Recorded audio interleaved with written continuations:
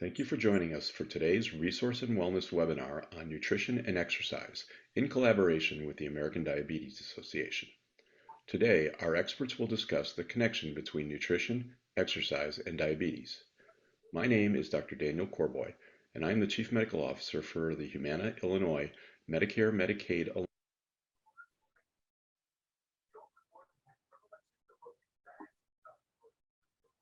Alignment Initiative, also known as MMAI for short. MMAI is a health plan program for people who are dually eligible for Medicare and Medicaid. This is a voluntary program that improves healthcare for dually eligible beneficiaries in Illinois and allows them to receive all their healthcare services through one managed care plan. MMAI is now available statewide in Illinois. This expansion means that all Illinois residents who are eligible to receive Medicare and Medicaid coverage and benefits can enroll in this health plan.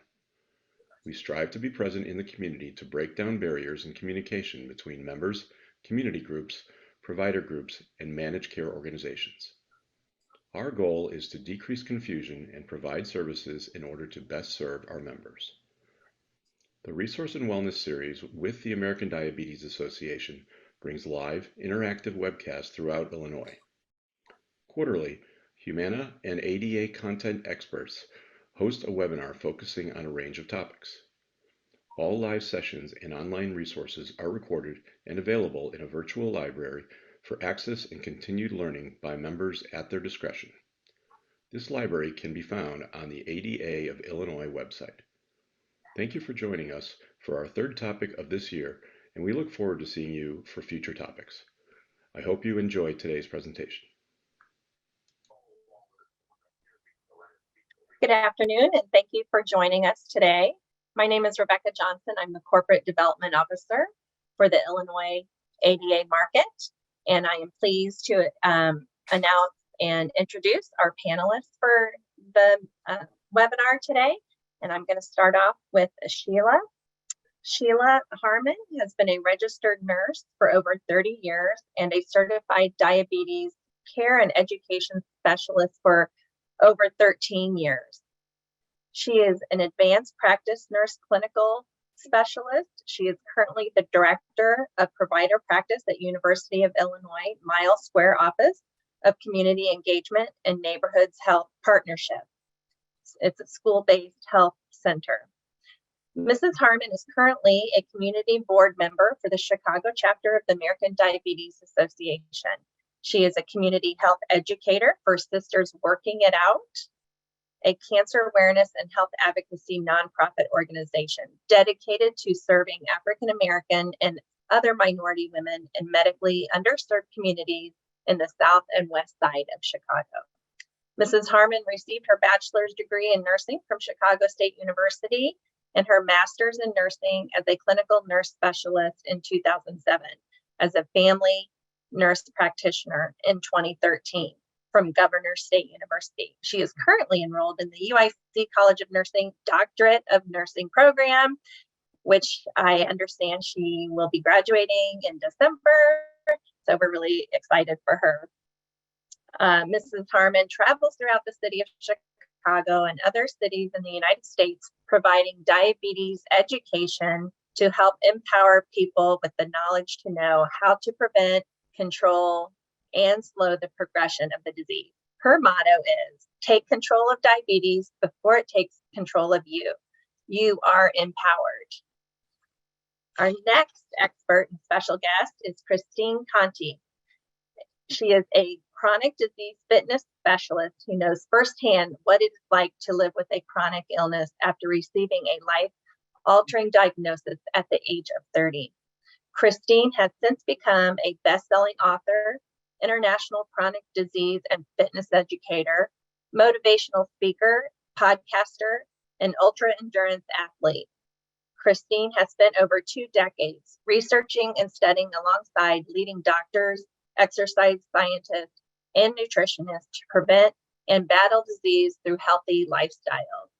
She is the author of the Arthritis and Orthopedic Fitness Specialist courses, as well as the creator of Fall Proof, Fall Prevention, and Let's Face It Together, Facial Exercise and Rehabilitation.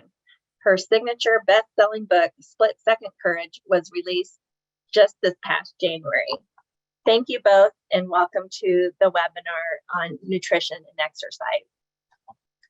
I'm going to start off with the first question, and I would like both of you to answer it if you don't mind. Before actually we get started, our participants, I want to let everybody know if you have a question, please feel free to use the chat to put in your question, and we will get to those as soon as we can. And we will have the last 10-15 minutes of the program, we will have an opportunity for more Q&A. So please feel free to use the chat and the Q&A.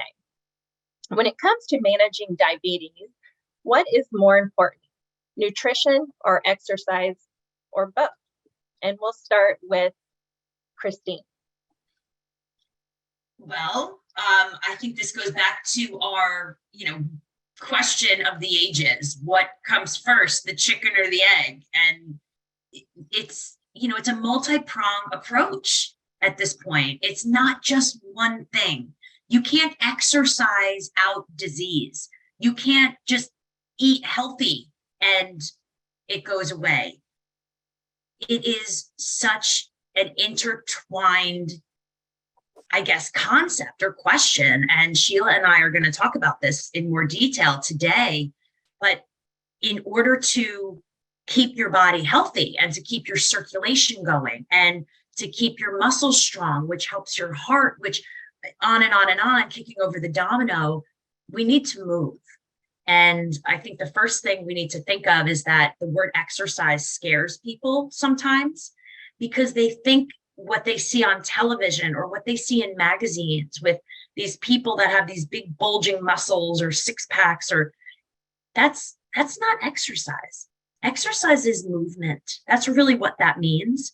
So for someone with diabetes or even someone that is prone to diabetes, they need to move. Movement matters. It helps when it comes to managing your weight. It helps when it comes to managing your numbers. And with that said, you need to fuel your body correctly in order for it to best work. So you do need to eat well in order to perform and move well. So I think where it starts is, I have to say, which one is more important? I think I'm going to throw a third thing in. I think your mind is the most important for this one, because you have to have the mindset of, I am willing to move.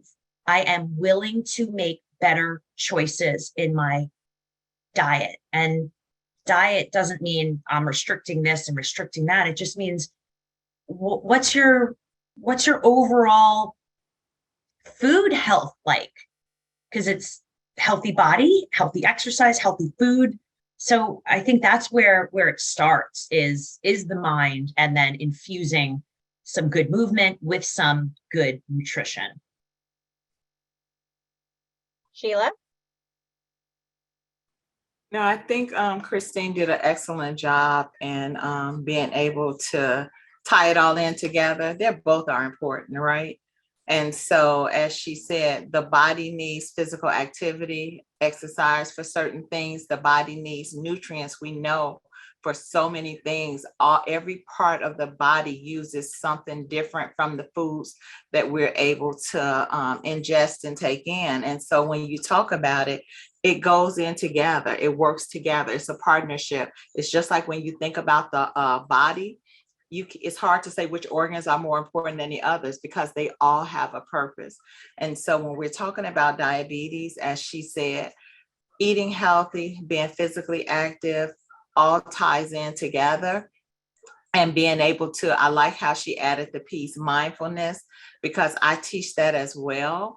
You have to be conscious about what you're doing. You have to be conscious about what you're not doing. And you have to be conscious to be able to say, I want to live empowered. And how do I do that? And that ties in with lifestyle changes, because lifestyle changes incorporates your life.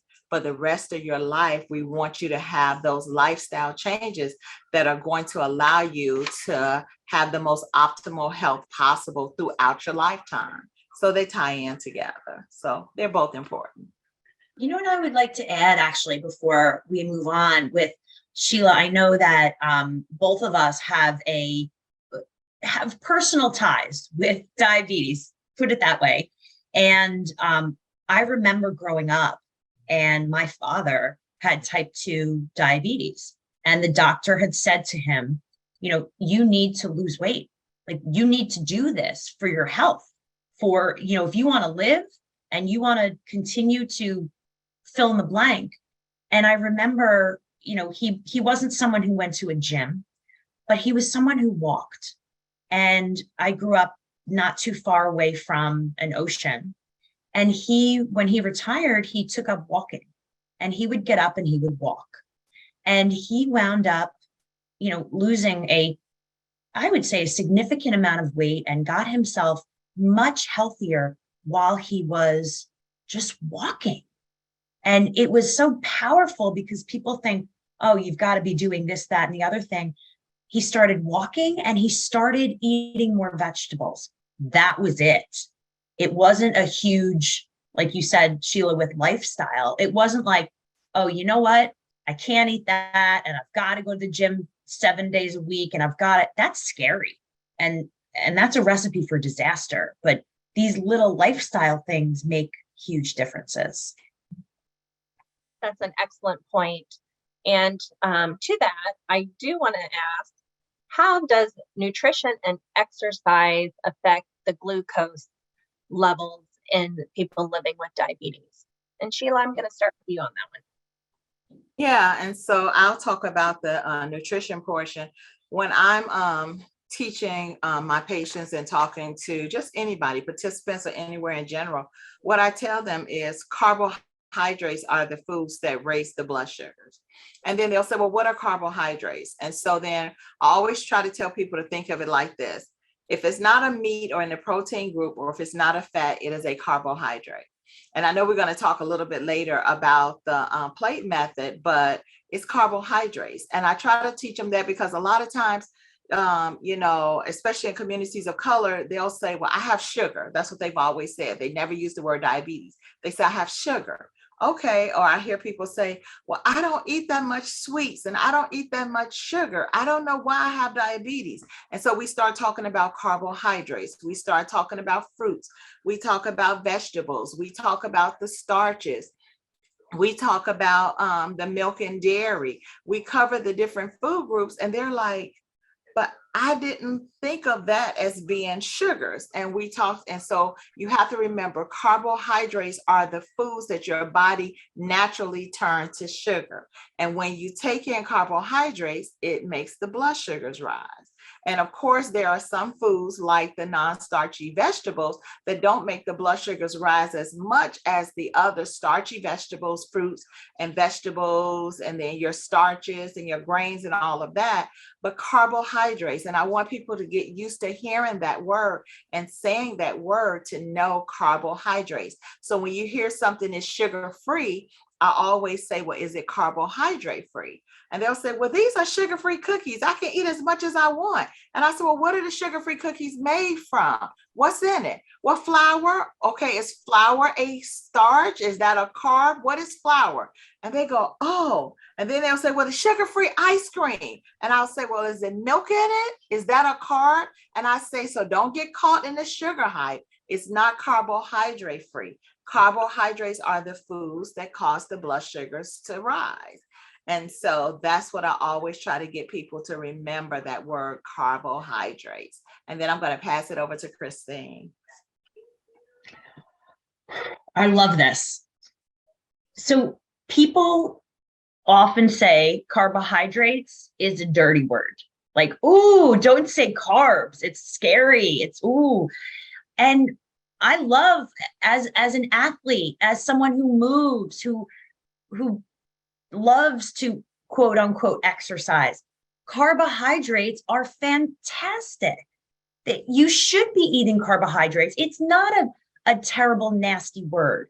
And I love, Sheila, that you just went over that whole sugar free but I don't understand. I only eat oranges and I only have apples and I'm eating all these, I thought potatoes, sweet potatoes were so good for you. And you sit back and it's like, okay, well, part of you is correct. And part of it is we need to educate ourselves. And I think that that's where this comes down to. And I think we're going to come back to this a whole bunch of educate yourself on what you're doing. Educate yourself on, what does that mean when we talk about sugars? What are bad sugars? What are good? What are good? What are bad carbohydrates? And simply, I hate for anyone to put themselves in purgatory and say, I'm not going to eat any carbs, or I'm cutting sugar out of my diet, or that's again, recipes for disaster, like that whole, I'm going to go cold turkey. It's let's figure out what works for you, because for some people, they enjoy fruit and maybe they enjoy, I'm going to say it, sometimes people enjoy those cookies. Okay. You enjoy that piece of cake. And I'm hoping that Sheila agrees with me that you can, in moderation, enjoy what you love. But with that said, whatever it is, if you know that you're going to have that piece of cake, right, that's going to spike your glucose, what are you doing throughout the day to offset that? Because it's not like I had a piece of cake for breakfast, I had one for lunch, I had one for dinner. This is not where we're going here. But there's little tips that, we talk about carbohydrates in vegetables. And you hear about people that are plant-based and vegan and this and that. They can get all of these great, nutrients and all of the carbs and proteins and whatnot from vegetables, from fruits, from very whole grain foods. We should be eating these, but I think what I'm coming, the kind of the lens that I'm viewing this from a movement standpoint is that you do need to eat carbohydrates. And yes, carbohydrates do turn into, our sugars, our glucose, but our body needs some of that. But that's, again, regulating how much are you moving? If you're moving more, you're going to need a little bit more. And how is your body, when you move, are you eating enough so that it doesn't completely drop? Or are you then eating too much so it spikes? And now we're, battling different health issues of symptoms. I'm going to go back to educate yourself about exactly what you're eating. Thank you, Christine and Sheila. I think this is a perfect segue into what Sheila mentioned was the plate method. And on diabetes.org, you can also find information about the plate method that the American Diabetes Association offers as resource. So Sheila, talk a little bit about the plate method and how that can help people living with diabetes. Yeah. And so I always say, imagine that plate, and there's always that 6-inch part of the plate that's in the center, right? Even I have people say, well, what if I have a paper plate? I say, look at that paper plate. It has a little type of border around it. Even if you pay attention to it, it shows you the center, right? Or I talk about how we went shopping and we bought these beautiful plates because we want to sit them out when our guests come. And when we fix our dinner on the plate, we don't cover the whole plate, right? The border has the plate has a pattern on it. And I always say that's the border saying, okay, stay in your lane, stay right in that center. There's this white center, right? The border is saying, I want you to enjoy the food while you're eating it. That's why you bought these beautiful decorative plates. So it's saying, get off of me, get back in the middle, And so with the plate method, if you take it down, if those are listening, if you make this round circle, right? Make this round circle and imagine that's your 6-inch diameter, that plate that you have. And then take and divide a line to cut it in half. I always say that's the smile, right? That's your food saying, oh, you make me so happy when you eat me. half of your plate are your non-starchy vegetables. What are your non-starchy vegetables? Everything other than corn, peas, potatoes, and beans, right? And I always say, remember that: corn, peas, potato, and beans. You want a half of your plate to be all of those other vegetables. And I start asking participants to name what vegetables you enjoy eating. And we want them to eat the rainbow. You should have a variety of colors, right? So half of that plate are your non-starchy vegetables. That's up to like 3 cups of vegetables that are not corn, peas, and potatoes, and the beans, and that's half of your plate. Now take the other part of the plate and divide it in half. I always say that's the eyes watching you, saying, okay, I see you, I'm watching what you're bringing in, because as Christine was talking before, carbohydrates are the foods that give the body energy. You need energy to move. So therefore, yeah, you don't want to say that the word carbohydrate is taboo, because the body is saying, listen, this is what I need. I need the carbohydrates to turn them into sugar to give you energy so that you can move. Whether you're exercising, whether you're getting up for the day, you're washing your face, showering, all of that movement requires energy, and you get the energy from carbohydrates because your body turns it into sugar. So let's go back. Half of the plate is that smile, right? That's that smile. That's your non-starchy vegetables. We divide the other half in half, and now that's a fourth and a fourth. And those serving sizes are usually a half a cup. And part of that is your starchy vegetables. And that's where you would have what? Your pasta, your rice, your beans, your cereals, a half a cup. The other half is your meat, and it's usually a 3-ounce serving of meat. And what is your 3-ounce serving? How can you measure it? Usually in the palm of your hand, right? Because that's what your body needs. My body size is totally different from Christine. And so if I'm holding my hand, what I take in is different from hers. And so that's how you can kind of measure it. And those foods should be baked, broiled, or grilled. Can you have fried? Absolutely. We just don't want you to have it every day. It's just like what Christine said. Can you have a piece of cake? Can you have a pie, some cookies, some ice cream?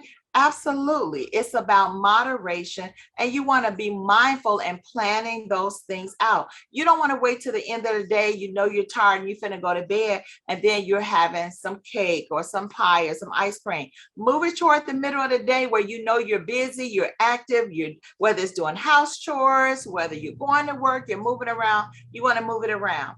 So then I say, what's the other piece? Well, I always throw some ears on it. I tell people it looks like Mickey Mouse, but it's just to remind you that another serving is your dairy, and another serving is your fruit. It's better to eat your fruit than to drink your fruit, because it takes more fruit to make juice than for you to just go ahead and eat the fruit. And you want your fruit to be firm. The softer the fruit, the more juice it has in it. So it makes the fruit even sweeter, which is going to make your blood sugars go up even higher. So when you have diabetes or prediabetes, you want your fruit to be firm because it has less juice. And if you're going to just pour juice, you want to measure it out, a half a cup. Some of them, depending on how the juice was made, and you want to read that the food label on there to see. It may say a third of a cup is 15 grams. Whatever the measurement is, that's what you want to use. But again, if you're getting a habit of eating the whole fruit, then you can enjoy that small apple that fits in the palm of your hand. You can count out 15 grapes. You can measure that half a cup of fruit and have that. And then in the other hand, what I was talking about was the dairy. A dairy serving is a cup, which is 8 ounces. And so you want to have things that are lower in fat, because we know whole milk, 2% milk, skim milk has all the same.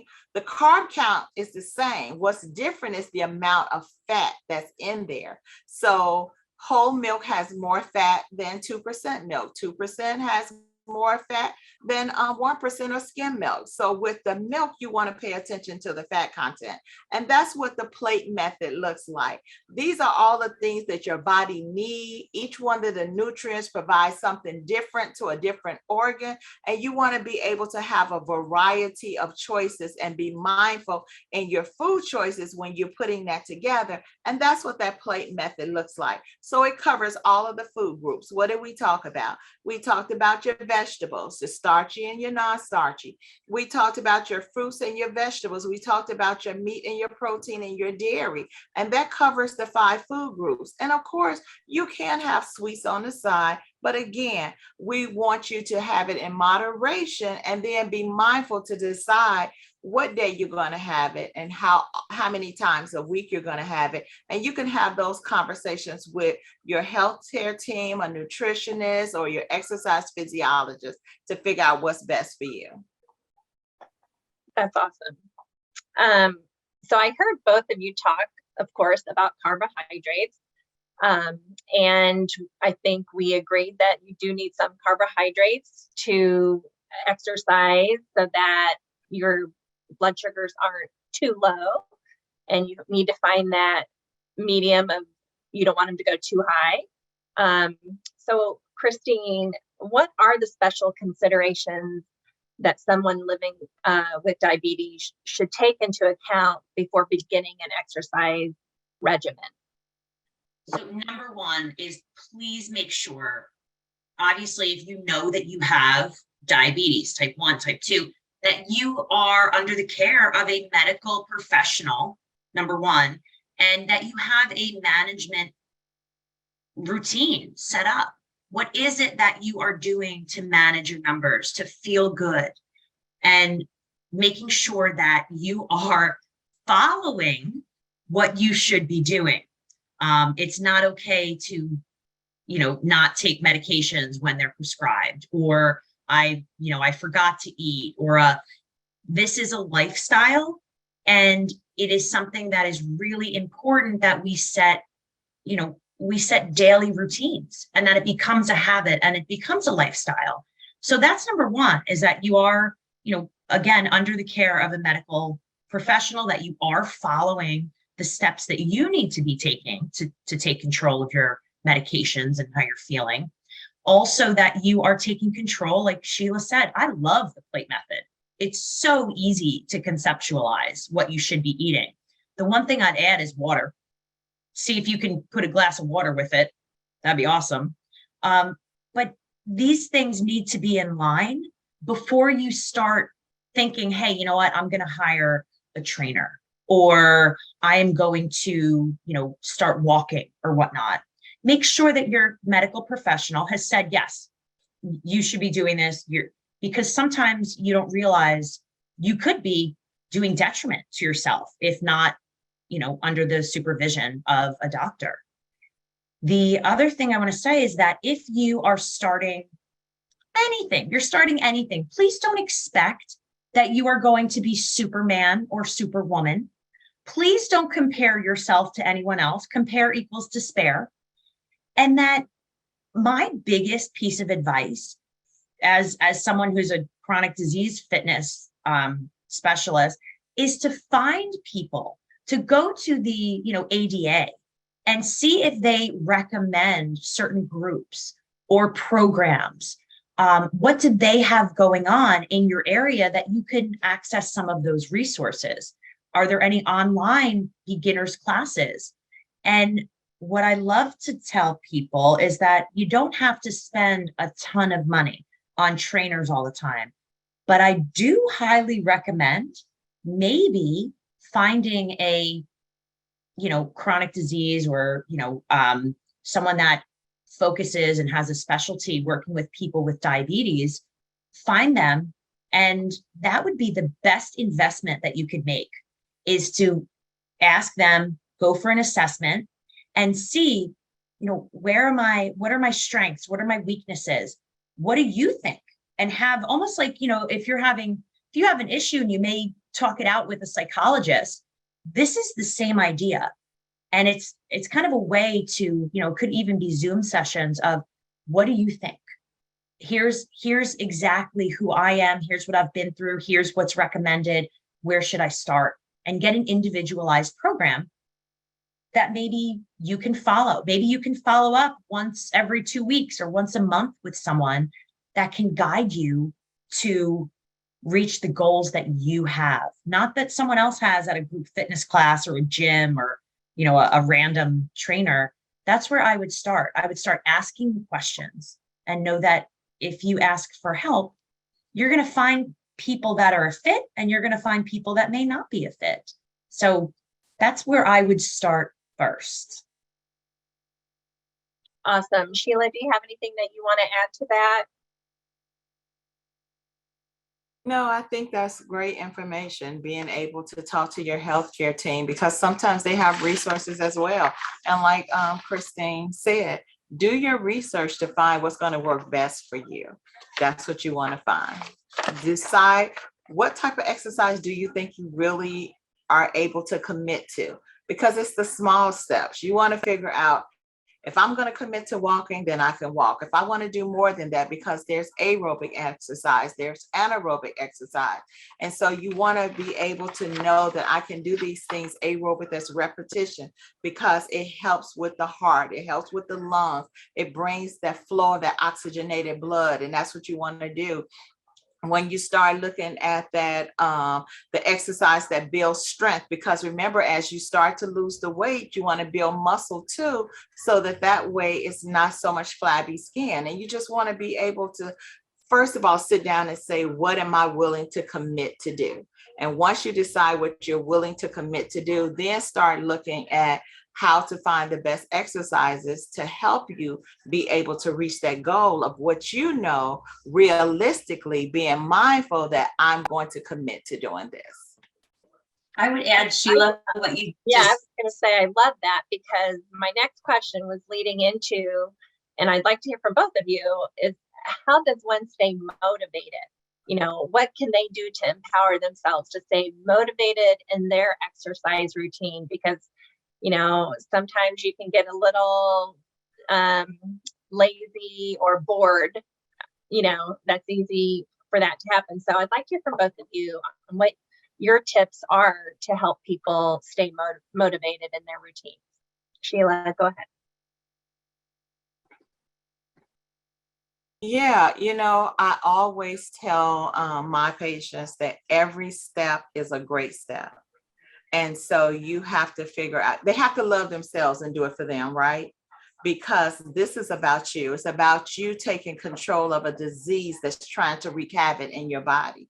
And so the first thing is self-love. Listen, I tell them, you have to have a love affair with your heart, because your heart has been with you all of your life. And if your heart stops, we have a problem. If your heart quits you, we have a problem.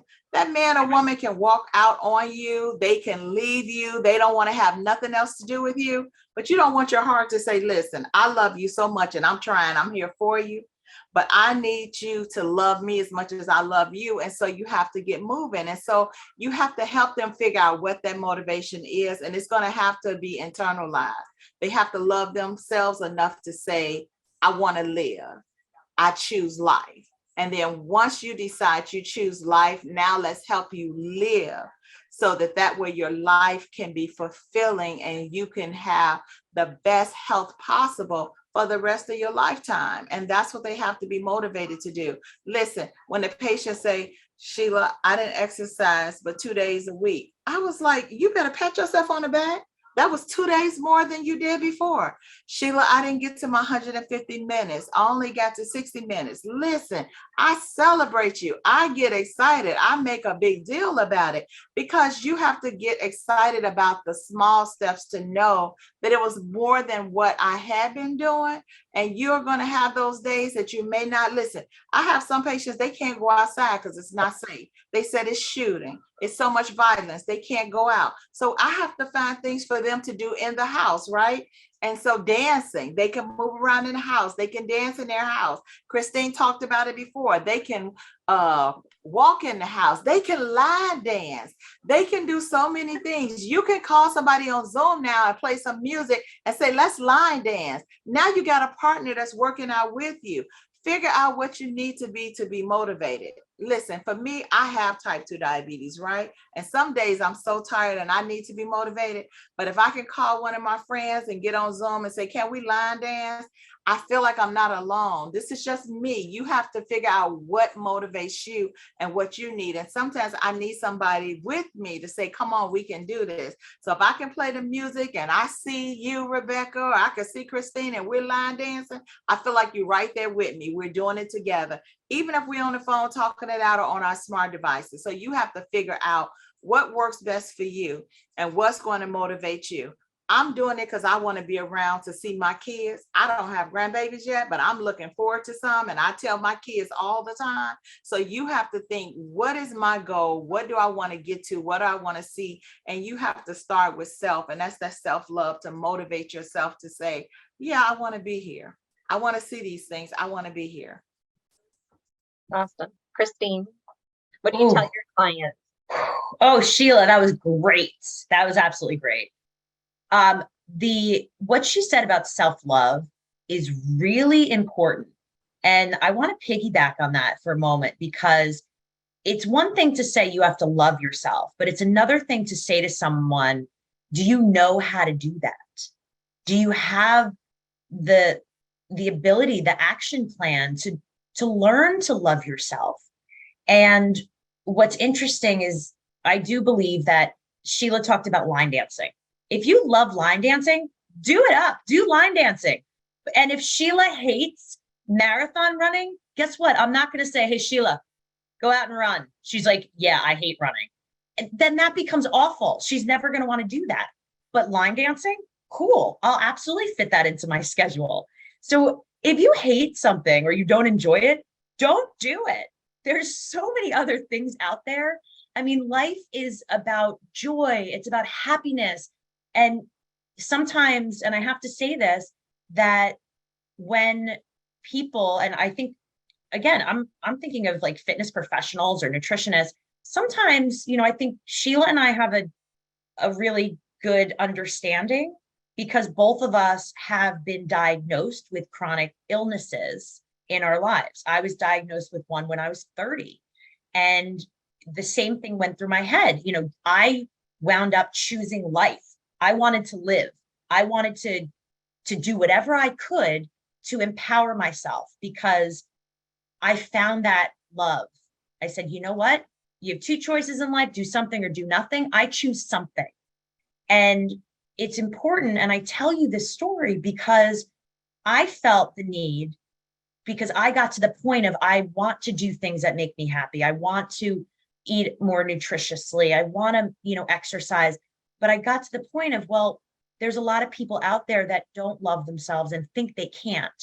And they think that it's impossible.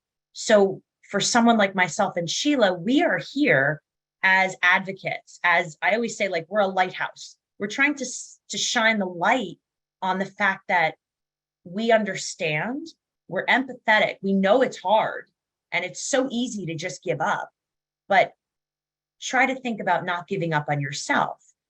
And the way that the number one thing that I tell people is, you've got to find someone that can be your lighthouse. Who is your lighthouse? That's the person that flips on the lights when you're sitting there in the dark and you're saying, I don't feel like doing this, or I don't feel good today. My back hurts, this hurts, this is swollen, and you're feeling bad for yourself.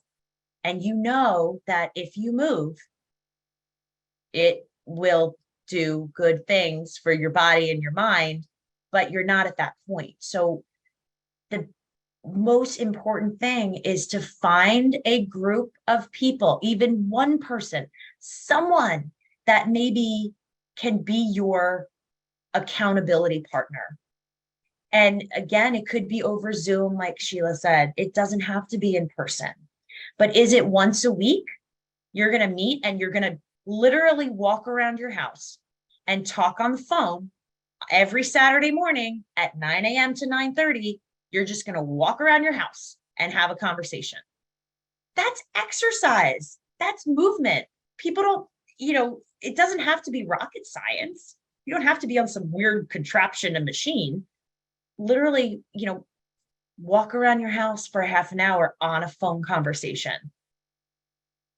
And there's so many options, and there's so many different free exercise classes and breathing and yoga and stretching that, obviously I work with the company Burn Along that's does, online fitness and has different classes available, but they're all over the place for you to use. But if you don't have the motivation to use it, it's not going to work. So who is it in your life who you could grab and they'll flip on that light for you when you're sitting in the dark? That's awesome. I love that. The accountability that you have with your tribe or with your friends that can help you along in that journey. And we are going to talk a little bit later about that important support system and how others help you through your journey with diabetes. But I'd like to shift back a little bit to the nutrition side of the conversation. And Sheila, why don't you talk a little bit about the importance of reading food labels and what people with pre-diabetes or living with diabetes should know about food labels and how they can incorporate that into their meal planning. And Christine, feel free to chime in as well. Yeah, when we're reading food labels, you always want to start at the top and it tells you the serving size. It's going to tell you this package contains 2 servings. This package contains 1 serving, or the serving size is a half a cup. You may be eating chips and it'll tell you, like I can tell you the Dorito bags, because Doritos is some of my favorite, right? It'll tell me that 12 Dorito chips is a serving size. And so you want to know what the serving size is. Then when you go down, it's going to tell you what's in the serving size. So it may say the serving size is a half a cup. And then you want to look at the word total carbohydrates, because underneath total carbohydrates, it's going to have other things. It's going to say sugars. It's going to say dietary fiber. It's going to have a breakdown, right? But total carbohydrates means they've already added everything in the package that's going to turn to sugar so that they could give you a total number. So when you're talking about diabetes, you want to be looking at that total carbohydrates. And so it may say that a half a cup total carbohydrates is 15 grams. And I tell the patients and participants, don't look at the percentage, look at the total grams, right? Because we want you to get used to counting your grams and knowing what your serving size is. Usually when you're starting off and you're trying to lose weight, if you are female, we usually tell you 30 to 45 grams of carbs per meal, whether you're doing 2 meals a day or you're doing 3 meals a day, because some people opt for intermittent fasting. That's another conversation. Or if it's a male, it might say the woman is 30 to 45. It may say for a male, there's 45 to 60. Why? The male metabolism is different from ours. I always say, don't take it up with me, take it up with the man upstairs. He designed the bodies. I didn't. We just figured out how the bodies work. And that's from years of researchers to be able to figure out how the body metabolizes your food. And so when you have diabetes, if you have high blood pressure, you want to look at the word sodium. If you have a high cholesterol level, then you want to look at the things on the food label that has to do with cholesterol, your fats, being able to look at your fats that are not the type of fats that's going to stick to the artery. So you want to look at things that are, and I'm drawing a blank right now while we're talking, so I'm so sorry. I know it'll come back to me when I'm talking, but you want to look at those things that are that's like one. You want to look at things that's not, monounsaturated, not polyunsaturated, because poly means multiple things. I'm sorry, thank you. My mind was going somewhere else trying to jump all over the place. But then when you're talking about diabetes, let's get back to that total carbohydrates, and you want to know what that is. If it says the serving size has 2 servings in it, that means if you consume the whole package, you have to take that number and multiply it by 2. And that's what you want to look at if you're counting out the chips. And so, as we said earlier, it's not that you can't have those things, you can. And when you have those things, if it says 12 or 15, what I always tell my participants or my patients to do, get you a Ziploc bag, count your serving size out and close it up. That's what your serving size. When I'm making my lunch for the day, and if I'm going to have a sandwich, I know that each piece of bread is 15 grams of a carbohydrate. That's 2 carb choices. So if I'm trying to stay within 30 to 45 grams, and then let's say I decide I'm gonna have chips with that meal, then I know I'm gonna drink water, or you're gonna have diet soda, but I can't have regular soda. That's more carbohydrates. You wanna be mindful of that. So if I have my sandwich with my 15 chips, then I know that's my 45 grams. The only thing I can add to that are things that are not going to raise my blood sugar. So I can add some lettuce, I can add some tomatoes, I can add some cucumbers. You can add all of those other things to it, and then just go ahead and consume the water. I didn't talk about it earlier, but I also want to mention with reading the food label when we talked about eating the rainbow, right? So whenever you're choosing your vegetables, your red vegetables are heart healthy vegetables, cell rejuvenation.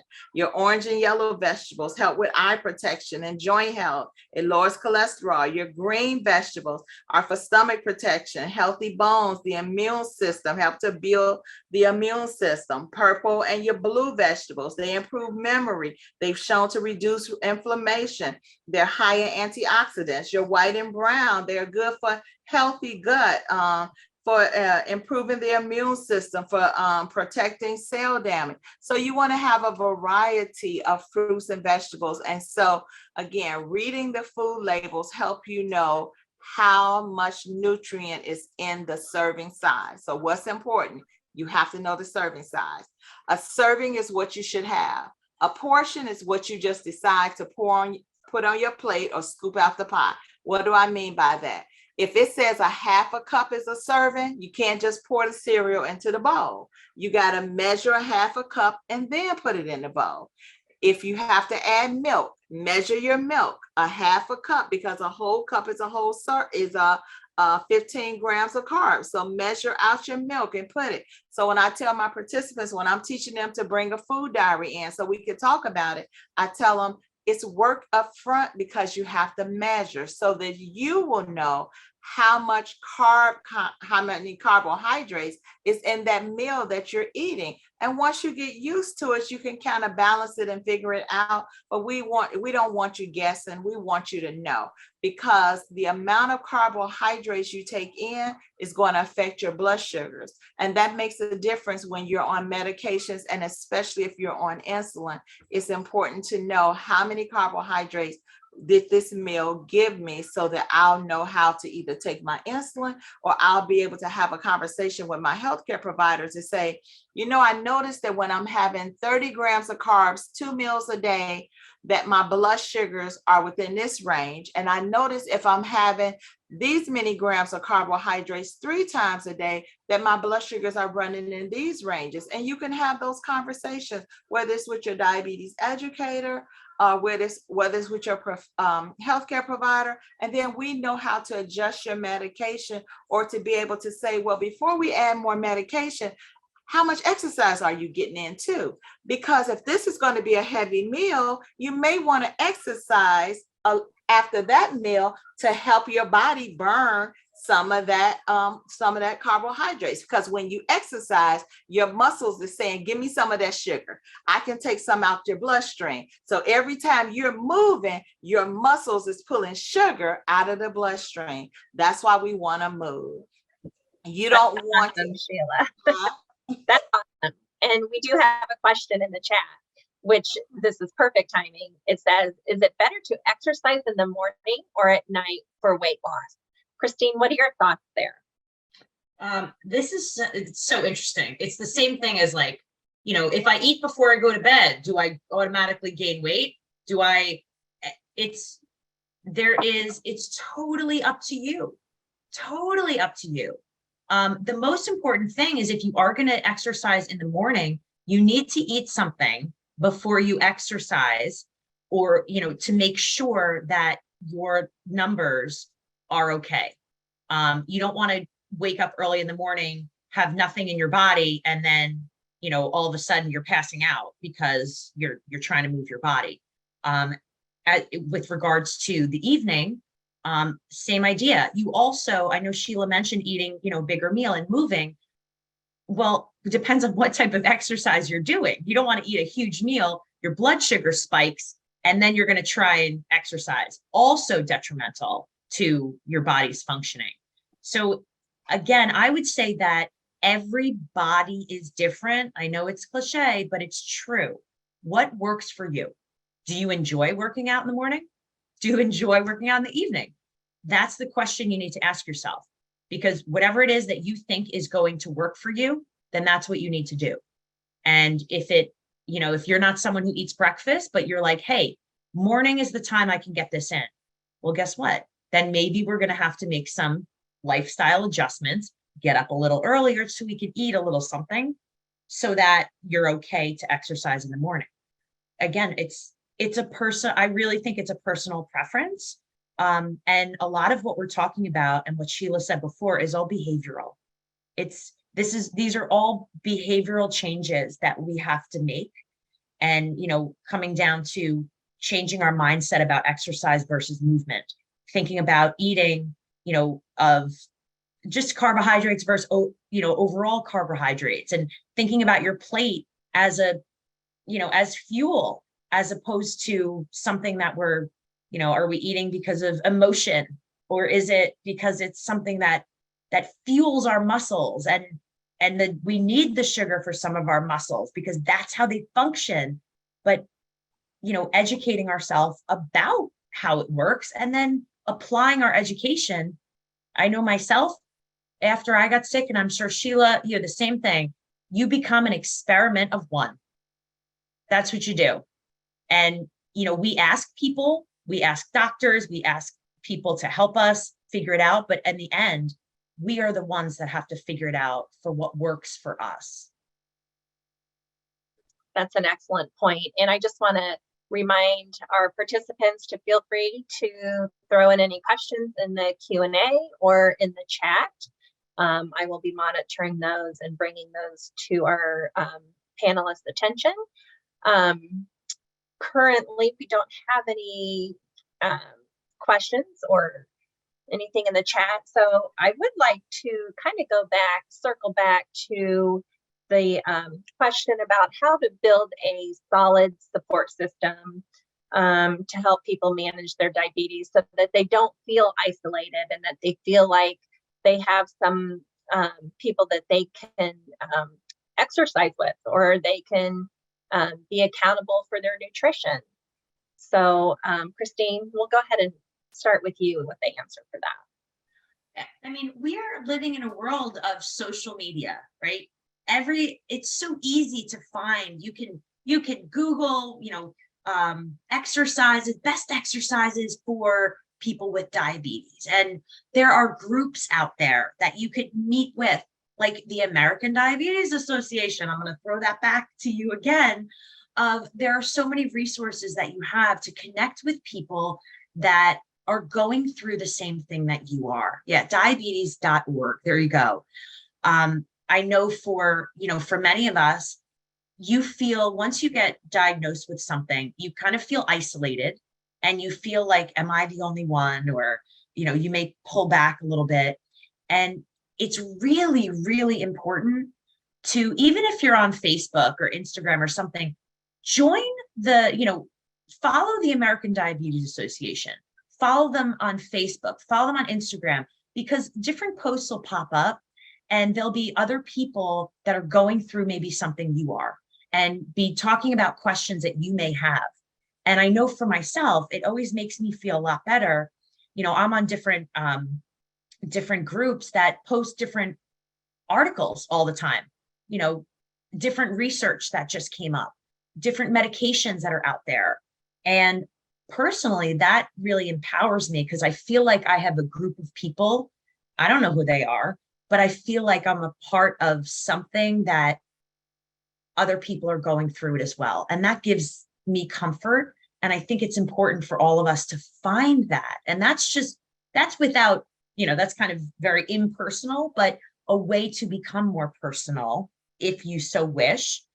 And then, are there groups? Is it once a month? Do you have something in your area that you can go to that talks about maybe there's a cooking class in your area. You'd be surprised how much, how much does go on. Maybe it is a introduction to exercise with, diabetes or whatnot. But honestly, finding someone that is close to you is the most important thing that can be that support system. It's almost like, I think of, I hate to say this, but you think of like AA, right? They have sponsors, right? And when you're going through a rough time, what do? You call your sponsor. And many people don't have a spouse or, a best friend that they can always lay into, but is there someone that you could possibly lean on? And ask them, listen, is this too much? Can I lean on you? Can I call you? Is this okay? Because most likely, I would say most people in the world, they want to feel needed and they would love to help you live a more quality life if you just let them in.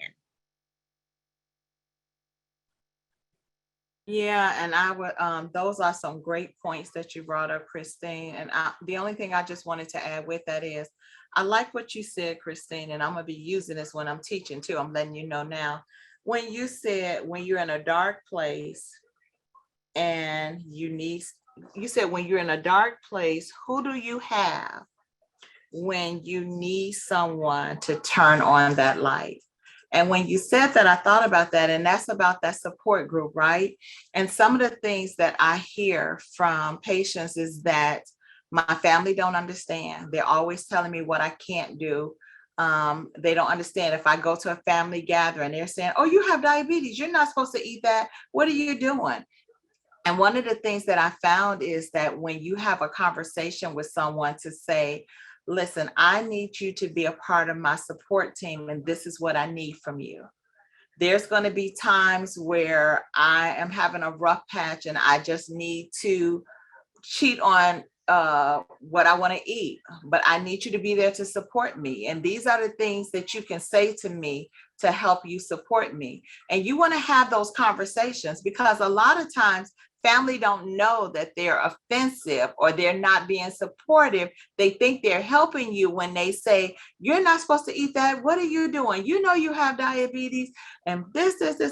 And then sometimes when you speak up and you're that voice to tell them what you need, that helps. So what I say is make a list, right? Get you a list of, when I'm in a dark place or I need support, this is who I can call, or this is the group I can go to, and what am I going to get from each of these people? And make you that list to have it there that you can see it all the time, so that way when you're at a point where you need that support, you have identified these people as my support team or my safe team, that I know that I can tell them how I'm feeling and they won't judge me. They'll be there and know how to support me because I've had that conversation.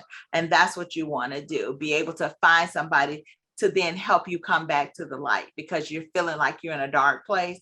But this is my support team, and I know I can count on them no matter what I'm going through. They got me. They got me. They're going to encourage me. They're going to lift me up. And now I'm feeling so much better. And that's what you want to do. Make that list and have it. And it could be part of your healthcare team. You just never know, to have that connection. My patients have my cell phone number, and they know, listen, don't call me all the time, but when you're going through something and you need me to talk you through something, you can call me. And I do, I answer, so that way they'll know that we are part of your team and we are here to help you be successful.